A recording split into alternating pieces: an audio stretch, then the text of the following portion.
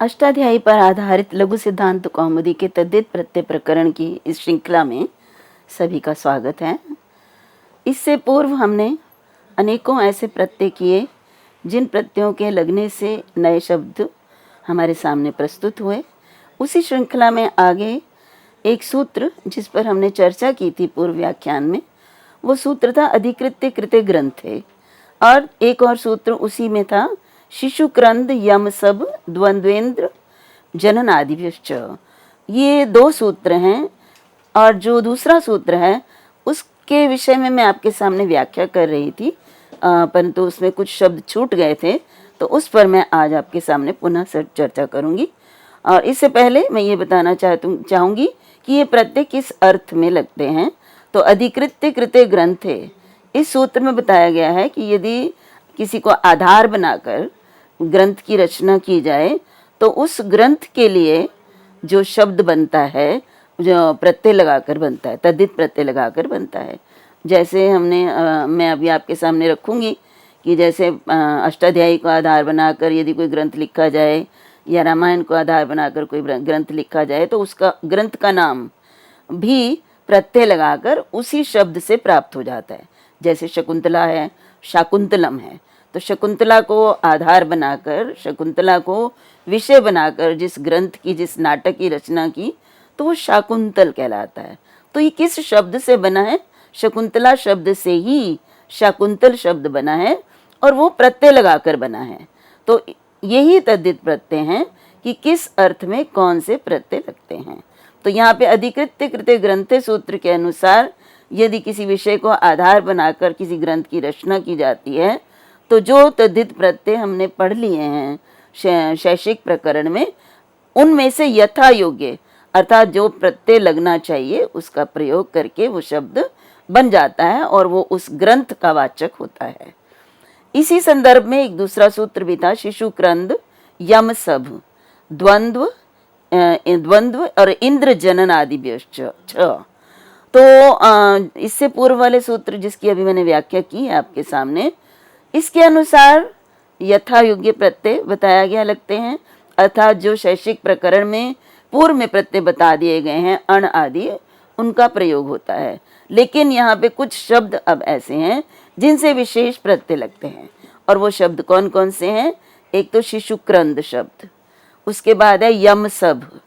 तो इन दोनों के उदाहरण मैंने आपके सामने पूर्व व्याख्यान में बता दिए हैं। अब आगे है द्वंद्व, अर्थात द्वंद्व समास से बनने वाले शब्द, यदि उन शब्दों का अधिकृत्य कृत्य ग्रंथे इस अर्थ में प्रयोग करना हो, अर्थात इन शब्दों का ग्रंथ के लिए प्रयोग करना हो, अर्थात इन समस्त पदों से बनने वाले शब्दों के आधार पर या इनके विषय के आधार पर यदि कोई ग्रंथ बनाया जाता है तो उस ग्रंथ के लिए जब इन शब्दों का प्रयोग करेंगे तो छ प्रत्यय लगेगा। विशेष प्रत्यय दिया कि जो अण आदि प्रत्यय प्राप्त होते हैं वो नहीं होंगे, छ प्रत्यय होंगे। तो अब द्वंद्व का उदाहरण आपके सामने है, द्वंद्वात, अर्थात द्वंद्व समास होने पर छ प्रत्यय कैसे लगता है। तो यहाँ देखिए, किरातार्जुनीयम ये महाकवि भारवी द्वारा रचित महाकाव्य है, और इसमें किरातार्जुन शब्द एक द्वंद्व समास के रूप में है। जैसे किरातश्च अर्जुनश्च, हम जानते हैं द्वंद्व समास चार थे द्वंद्व सूत्र द्वारा, च के अर्थ में विद्यमान जो पद होते हैं उनका जब समास किया जाता है तो द्वंद्व समास कहलाता है। तो यहाँ किरातः च अर्जुन च, किरात और अर्जुन, जब हम इनको समास कर देते हैं द्वंद्व समास, तो किरात अर्जुन और किरात का अ और अर्जुन का अ, इन दोनों को जब संधि करते हैं किरातार्जुन बन जाता है। अब देखिए, ये जो किरातार्जुन शब्द है इसका अर्थ क्या है? इसका अर्थ तो यही है, किरात और अर्जुन, ये अर्थ है ना। लेकिन अब हम अगर इस किरात और अर्जुन इसको विषय बनाकर यदि कोई ग्रंथ लिखा गया है तो उस ग्रंथ के लिए इस किरातार्जुन शब्द का ही प्रयोग होगा। लेकिन वो प्रयोग होने कैसे होगा? तो वो प्रत्यय लगेगा, और तद्धित प्रत्यय लगकर जब वो शब्द बन जाता है तो वो फिर उस ग्रंथ अर्थ को देता है। तो यहाँ पे क्योंकि यहाँ द्वंद्व समास हुआ है, इसलिए शिशु क्रंद यम सब द्वंद्वेंद्र जनन आदिभ्यश्च छ, इस सूत्र से छ प्रत्यय होगा। तो जब किरातार्जुन शब्द से छ प्रत्यय लगाएंगे तो छ के स्थान पर ईय आदेश हो जाता है। पूर्व में हम छ के स्थान पर ईय के लिए बार बार आपके सामने सूत्र आया, फड खच घाम प्रत्यय आदि न आयने यह, ये सूत्र है। तो ईय जो है छ के स्थान पर होता है। तो जब छ को ईय करते हैं तो किरातार्जुन और ईय न के अ का लोप हो जाता है यस्येति च से, और किरातार्जुनीय पूरा बनता है। और क्योंकि यहाँ पे काव्यम के लिए है तो जिसके लिए ये शब्द प्रयोग है उसी लिंग वचन में प्रयोग होगा। तो नपुंसक लिंग एक वचन में किरातार्जुनीयम। और ये किसके लिए आया, अब देखिए ये महाकाव्य के लिए आया है, ग्रंथ के लिए आया है। तो जो शब्द किरात और अर्जुन इस अर्थ को दे रहा था, वही शब्द जब हमने तद्धित प्रत्यय लगा दिया, छ प्रत्यय लगा दिया, तो अब उस विषय पर आधारित ग्रंथ के लिए वही शब्द प्रयुक्त होने लगा। तो किरातार्जुनियम वह ग्रंथ, वह काव्य जिसमें किरात और अर्जुन इन दोनों को लेकर जिस ग्रंथ की रचना की गई हो। इसी तरह से एक और उदाहरण भी है, अग्नि काश्यपीय, ये भी काव्य है। अग्निश्च काश्यपश्च, तो अग्नि काश्यपौ, जब हमने किरातश्च अर्जुनश्च करते हैं तो जब समास करते हैं तो द्विवचन है, दो है ना, तो किरातार्जुनीय किरातार्जुनौ होगा। इसी तरह से अग्नि काश्यपीय जब बनाते हैं तो अग्निश्च काश्यपश्च, अग्नि और काश्यप, जब इनको हम समास कर लेते हैं द्वंद्व समास, तो अग्नि काश्यपौ हो जाता है। ठीक है। उसके बाद देखिए यहाँ पे जब हम ये बताना चाहेंगे कि अग्नि और काश्यप को आधार बनाकर या विषय बनाकर लिखा गया ग्रंथ, इस अर्थ में इस शब्द का प्रयोग करना है। अग्नि काश्यप शब्द का जब हम ये प्रयोग इस अर्थ में करते हैं कि वह ग्रंथ जो अग्नि और काश्यप को आधार बनाकर लिखा गया हो, तो प्रस्तुत सूत्र द्वारा द्वंद्व समास किया है यहाँ पे, इसलिए प्रस्तुत सूत्र से छ प्रत्यय होगा। और जब छ प्रत्यय होकर अग्नि काश्यपीय ये शब्द बनेगा, और पुल्लिंग में है तो ग्रंथा, अगर हम ग्रंथा के लिए करते हैं तो पुल्लिंग में होगा। जिसके लिए शब्द प्रयोग होगा उसी में उसकी विभक्ति वचन इत्यादि प्रयुक्त किए जाएंगे। इसी तरह से देखिए शेन कपोतियः, ये भी ग्रंथ का नाम है। शेनश्च कपोतश्च, शेन बाज को कहते हैं और कपोत कबूतर को। तो शेन और कपोत ये द्वंद्व समास है। द्वंद्व समास च के अर्थ में हुआ है, तो शेन कपोतौ हो जाएगा जब हम समास करेंगे। फिर जब हम शेन और कपोत को आश्रय बनाकर या आधार बनाकर या विषय बनाकर यदि किसी ग्रंथ की रचना हुई है, तो उस ग्रंथ को इस नाम देने के लिए प्रत्यय लगाएंगे। तो ग्रंथ के लिए प्रत्यय लग छ, तो शेन कपोत छ प्रत्यय लगाकर शेन कपोतियः ये बनेगा। यहाँ एक चीज़ ध्यान में देने योग्य है, जब हमने कहा कि अधिकृत्य कृते ग्रंथे जब हम कहते हैं तो शेन कपोतौ अधिकृत्य कृतः ग्रंथः, ये इस अर्थ में हम यहाँ पे प्रत्यय लगाएंगे। तो शेन कपोतौ, तो यहाँ पे द्विवचन में है, विभक्ति लगी हुई है। तो जब हम इसका विग्रह करेंगे, जब प्रत्यय लगाने से पहले हम विग्रह करते हैं, अलौकिक विग्रह, तो शेन कपोतौ को शेन कपोत और विभक्ति है यहाँ पे औ, आउट, द्वितीय एक वचन है ना, तो उसके बाद प्रत्यय लगाएंगे छ, और फिर विभक्ति का लोप हो जाएगा। तो इसीलिए हमारा शेन कपोतियः शब्द बनता है। अब एक और ग्रंथ है जो कि व्याकरण दर्शन का एक बहुत ही महत्वपूर्ण प्रसिद्ध ग्रंथ है, आचार्य भर्तृहरि ने लिखा है, जिसका नाम है वाक्यपदीयम। तो वाक्यपदीयम की भी जो निष्पत्ति है वो तद्धित प्रत्यय छ लगकर बनती है, क्योंकि यहाँ भी द्वंद्व समास है।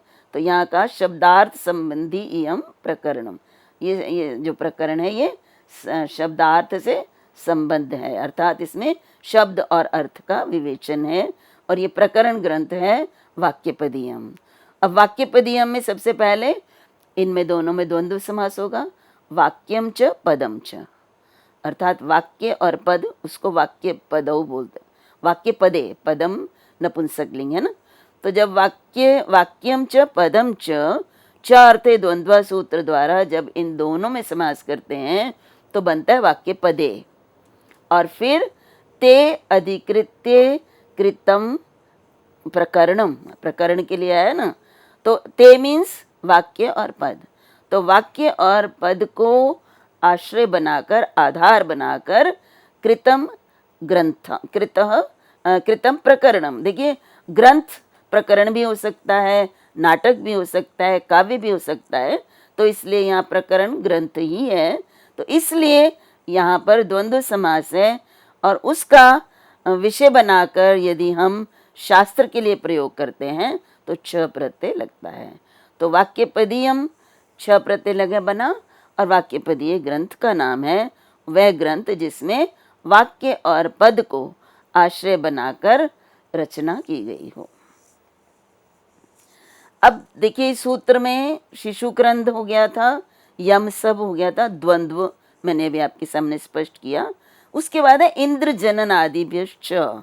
तो इंद्र जनन आदिभ्य, इंद्र जनन रह गया, तो इंद्र जनन आदि गण में पढ़े गए जो शब्द हैं उनका भी जब अधिकृत्य कृत्य ग्रंथे इस अर्थ में प्रयोग करना है तो वहाँ भी छ प्रत्यय होगा। जैसे इंद्र जननीयम।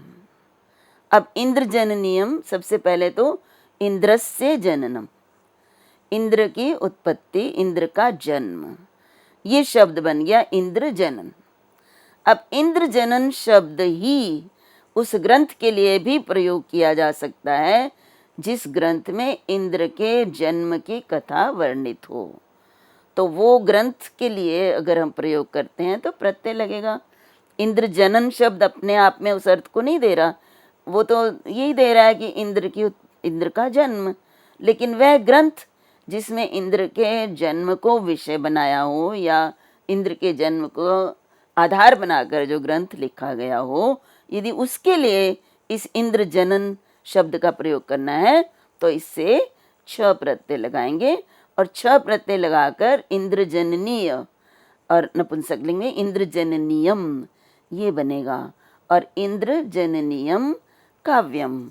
अब ये ग्रंथ के लिए प्रयुक्त हो गया कि उस ग्रंथ का नाम है ये इंद्र जननीयम, जबकि इंद्र जनन शब्द अपने आप में तो कुछ और अर्थ दे रहा था, लेकिन प्रत्यय लगाया तो वो उस ग्रंथ के लिए प्रयुक्त हो गया। उसके बाद है प्रद्युम्नागमनीयम।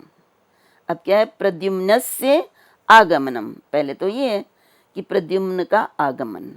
अब प्रद्युम्न का आगमन ये एक सामान्य जो है इंद्र जनन आदि गण के अंतर्गत ये पढ़ा गया है शब्द। तो प्रद्युम्नस्य आगमनम, लेकिन अगर हम प्रद्युम्न के आगमन को आधार बनाकर यदि ग्रंथ की रचना की गई है तो उस ग्रंथ के लिए प्रद्युम्न आगमन शब्द से छ प्रत्यय लगाकर जो शब्द बनेगा वो उस ग्रंथ के नाम को हमारे सामने प्रस्तुत करेगा। तो यहाँ पे छ प्रत्यय लगाने के बाद प्रद्युम्नागमनीय बनेगा, नपुंसकलिंग में प्रद्युम्नागमनीयम ये बनेगा। अब यहाँ पे एक चीज़ और बताई गई है कि इन्होंने कहा इंद्र जनन आदि गण में पढ़े गए शब्द, तो यहाँ ये स्पष्ट किया गया इंद्र जनन आदि आकृति गण प्रयोगतो अनुसर्तव्य प्रातिपदिकेषु न पठ्यते। अब देखिए हमने अभी बहुत सारे पढ़े थे शिवादि गण और अनेक प्रकार के गणों के अंतर्गत आने वाले जो गण पाठ हैं वो हमने पढ़े थे। यहाँ पे इंद्र जनन आदि गण नाम से गण नहीं है, गण पाठ नहीं है, तो फिर इंद्र जनन आदि शब्द कौन से होते हैं हमें कैसे पता चला? तो ये कहा कि ये आकृति गण है, अर्थात आकृति को देखकर, उस शब्द के आकृति को देखकर, प्रयोग को देखकर हमें ये पता चलेगा कि ये इंद्र जनन आदि के अंतर्गत आता है। अन्यथा प्रातिपदिकों में ये पाठ नहीं किया गया है कि ये इंद्र जनन आदि गण के शब्द हैं। तो अब इसी सूत्र की व्याख्या में कुछ विशेष बातें कही गई हैं जिनके विषय में जानना अनिवार्य है। तो एक तो कहा द्वंद्वे देवासुरादिभ्य प्रतिषेध। अब द्वंद्व समास में हमने क्या किया, कहा था कि जहाँ द्वंद्व समास हुआ हो उस द्वंद्व समास से बने हुए शब्द का को आधार बनाकर यदि हमें ग्रंथ के लिए प्रयोग करना है तो छ प्रत्यय लगेगा। लेकिन यहाँ द्वंद्व के लिए एक अपवाद निषेध किया गया कि द्वंद्व समास में जो देवासुर आदि शब्द हैं उनके लिए प्रतिषेध है, अर्थात उनसे अधिकृत्य कृत्य ग्रंथ अर्थ में छ प्रत्यय नहीं होगा। जैसे उदाहरण दिया दैवासुरम, तो दैवासुरम ग्रंथ का नाम है और वो कैसे है कि पहले देवासुर, देवश्च असुरश्च देवासुरौ, देवता और असुर, ठीक है। अब देवासुरौ अधिकृत्य कृतम काव्यम या कृतः ग्रंथ, यदि हम ये बताना चाहते हैं, अर्थात हम उस ग्रंथ के बारे में बताना चाहते हैं, नाम रखा हुआ है कि जिसमें देव और असुरों को विषय बनाया गया हो या देव और असुरों को आधार बनाकर जो ग्रंथ लिखा गया हो, उस ग्रंथ को अगर हमने बताना है तो अब हमें प्रत्यय लगाना है, तो अधित प्रत्यय। अभी सूत्र में बताया कि द्वंद्व समास यदि हो तो उसको यदि ग्रंथ अर्थ के लिए प्रयुक्त करना है तो छ प्रत्यय होगा। परंतु यदि द्वंद्व समास में देवता और असुर शब्दों का प्रयोग किया गया हो तो यहाँ पर छ प्रत्यय नहीं होगा। तो देवताओं और असुरों को आधार बनाकर लिखा गया ग्रंथ, इस अर्थ में छ प्रत्यय नहीं होगा, क्योंकि ये जो द्वंद्व समास हुआ है वो देव और असुरों को लेकर हुआ है, उनके मध्य हुआ है। तो इसलिए यहाँ पर फिर क्या प्रत्यय होगा, सामान्य प्रत्यय अण प्रत्यय होगा, प्राग दिव्य तो अण सूत्र के द्वारा। इसी तरह से एक और उदाहरण भी है कि राक्षो असुरम। अब राक्षो असुरम का मतलब होता है रक्षश्च असुरश्च, रक्षस शब्द होता है, तो रक्षश्च असुरश्च, रक्षस मीन्स राक्षस। तो ये राक्षस और असुर, ये इन दोनों का जब द्वंद्व समास करते हैं तो फिर यहाँ पे समास करने के बाद इसको मैं अभी आपको संधि पहले करके शब्द जो बनेगा वो बता देती हूँ समास करके। तो रक्षस और असुर इन दोनों में जब हम समास करते हैं तो उसके बाद यहाँ पे संधि का जो नियम प्राप्त हो रहा है, अतो रोर अप्लुताद अप्लुते, अर्थात रक्षस में क्ष का अ है, अप्लुत अ है, और उसके बाद स है और उसके बाद अ है, स को रू हो जाता है, तो इसका मतलब स के स्थान पर रू होकर र है और उसके बाद फिर से अ है। तो सूत्र मैंने बताया कि अप्लुत अ के बाद यदि रू हो और उसके बाद पुनः अप्लुत अ हो तो रू को ऊ हो जाता है। तो यहाँ पे ऊ करके हमारे पास क्या हो जाएगा, स को रू को ऊ कर दिया तो रक्ष ऊ असुर। उसके बाद अ और ऊ में पुनः संधि हो जाएगी आद गुणा, तो अ और ऊ में संधि करके रक्षो बन जाएगा और रक्षो असुरा। अब रक्षो और असुरा में यहाँ पर भी ओ है, उसके बाद अ है, तो एंगा पदांतात अति एक सूत्र है जिसमें पुनः पूर्व रूप संधि हो जाएगी, तो पूर्व रूप संधि होकर रक्षो असमाप्त हो जाएगा।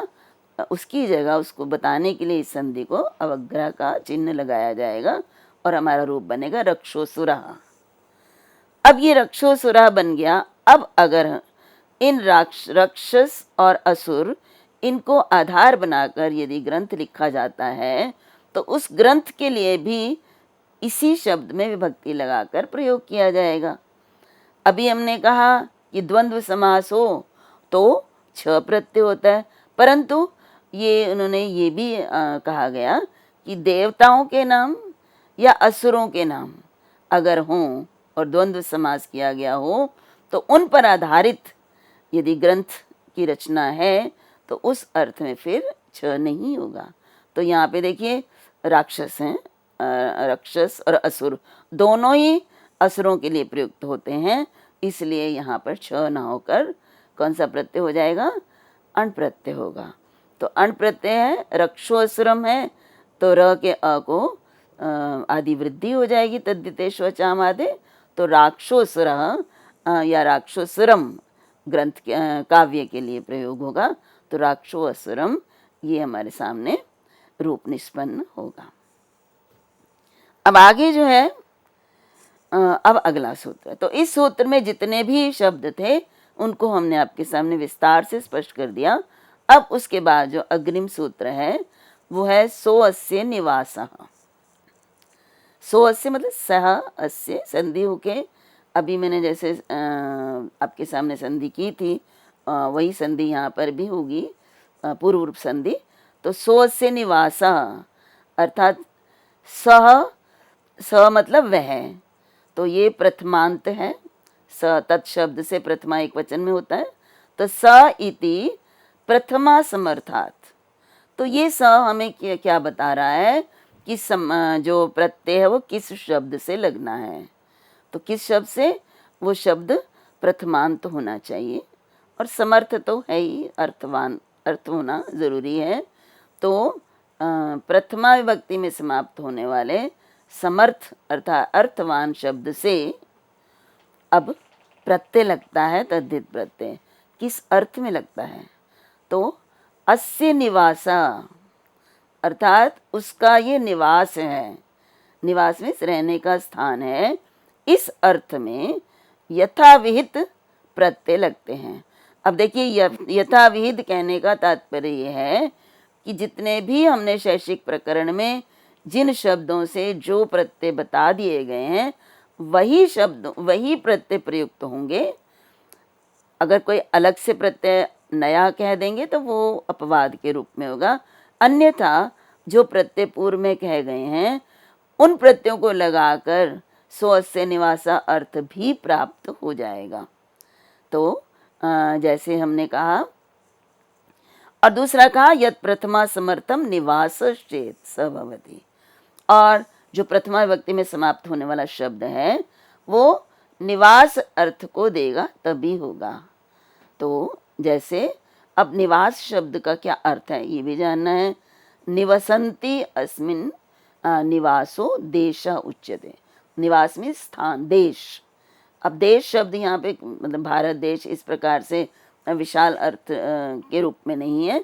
देश में स्थान, कोई भी स्थान, छोटा सा प्रांत हो सकता है, नगरी हो सकती है, उन सबको देश कहा जाता है। तो निवास का अर्थ है जहाँ पर रहा जाता है, जिसमें लोग रहते हैं उसको निवास कहते हैं। ठीक है, तो अब इसको हम जब उदाहरण में स्पष्ट करेंगे, तो जैसे हमने कहा सृग्नो निवासो अस्य, सृग्न शब्द देखिए स्थान का वाचक है, पहले भी हम सृग्न शब्द से बना चुके हैं और कई अर्थों में इस सृग्न शब्द से प्रत्यय लगाकर अनेकों अर्थ प्राप्त हुए हैं। जैसे सृग्नात् आगतः, सृग्ने भवः, सृग्ने जातः, ये सभी अर्थ जो हैं इस सृग्न शब्द से प्रत्यय लगाकर बनते हैं और वो एक ही प्रत्यय लगता है। तो एक ही प्रत्यय लगाकर अनेक अर्थ प्राप्त होते हैं। तो हम कैसे पहचानेंगे कि यहाँ पे किस अर्थ में अण प्रत्यय लगाया है, तो वो प्रयोग से सिद्ध होता है। हम जिस अर्थ में प्रयोग करना चाहते हैं या जिस अर्थ में प्रयोग किया गया है तो उसी अर्थ में फिर उसको हम समझ जाएंगे, समझ लेंगे। तो यहाँ पे अब क्या है कि हम ये कहना चाहते हैं कि सृग्ने जाता, मैं नहीं बताना चाहती सृग्न नामक स्थान में जो पैदा हुआ है या सृग्न नामक स्थान से जो आया है, सृग्नात् आगतः, ये मैं नहीं बताना, मुझे नहीं बताना। अब मैं बताना चाहती हूँ कि सृग्न नामक स्थान जिस मनुष्य का, जिस व्यक्ति का, जिसका भी निवास स्थान है, अर्थात निवास स्थान रहने का जगह, देश। तो अब यहाँ पे इस अर्थ को प्रकट करने के लिए सृग्न शब्द से प्रत्यय लगाए जाएंगे, तद्धित प्रत्यय। और अब तद्धित प्रत्यय कोई नया प्रत्यय तो दिया नहीं है इसके लिए, तो जो प्राग दिव्य तो अण सूत्र है उससे अण प्रत्यय लगाकर जो शब्द बनेगा वो शब्द उस स्थान के लिए जो है निवास के लिए, देश के लिए वो प्रयुक्त होगा।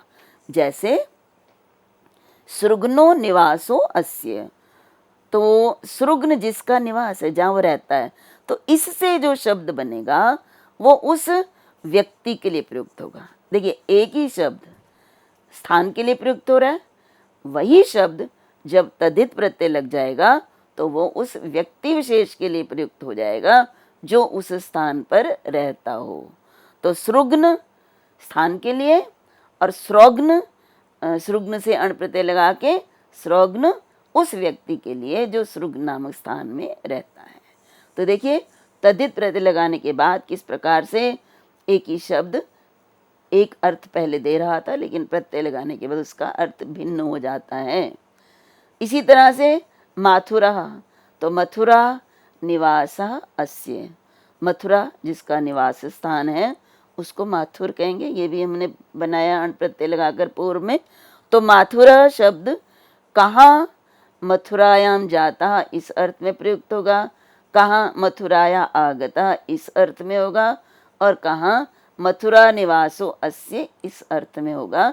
ये हमें प्रयोग के द्वारा ही प्राप्त करना पड़ेगा, या फिर हम अगर इस जिस भी अर्थ में प्रयोग करना चाहते हैं उस रूप में उसको प्रयुक्त करेंगे, लेकिन शब्द एक ही बनेगा। तो यहाँ पे देखिए जो भी बातें कही गई हैं कि प्रथमा भक्ति में समाप्त होने वाला शब्द होना चाहिए। जैसे मैंने कहा मथुरा निवासा अस्य, तो मथुरा प्रथमांत है, और ये मथुरा शब्द देशवाचक होना चाहिए, ठीक है, स्थानवाचक। अब इसका जब हम ऐसे जो है इसका निवास है उस व्यक्ति के लिए प्रयुक्त करते हैं तो वो फिर अण प्रत्यय लगाकर प्रयुक्त होता है, जिसका है माथुरा।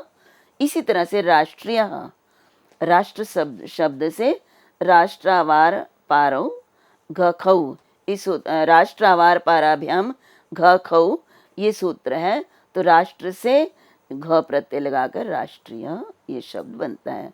तो राष्ट्र देश का नाम है, लेकिन राष्ट्र निवासा अस्य जब हम इस अर्थ में प्रयुक्त करते हैं तो राष्ट्रीय शब्द का अर्थ हो जाएगा वो लोग, वो व्यक्ति जो जिनका निवास राष्ट्र है।